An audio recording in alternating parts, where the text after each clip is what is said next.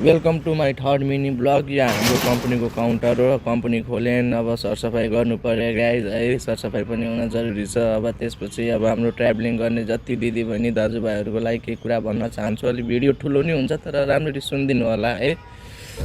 So guys म के भन्न चाहन्छु कि हाम्रो कम्पनी चितवन माइक्रो अनि मध्य नेपाल हाम्रो वीरगञ्जदेखि लिएर डाइरेक्ट नारायणघाटसम्म जान्छ, फुलचौकसम्म जान्छ।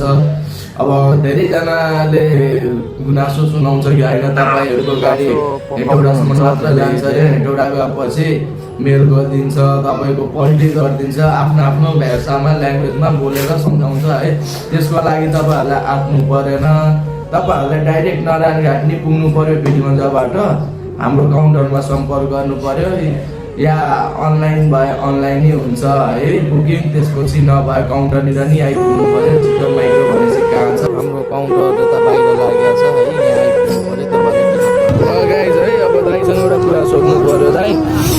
अब धेरैजना धेरै बुढी आमा हुन्छ, फ्यामिली हुन्छ, बिच बाटोमा गएर यहाँबाट बसाएर जान्छ नारायणघाट हो भनेर, तर हेटौडासम्म नि पुर्याउँछन् उडाएर भन्छ अर्को गाडीमा छ। अब त्यस्तो मान्छेलाई के भन्न चाहनुहुन्छ त्यस्तो गुनासो गर्नेहरूलाई?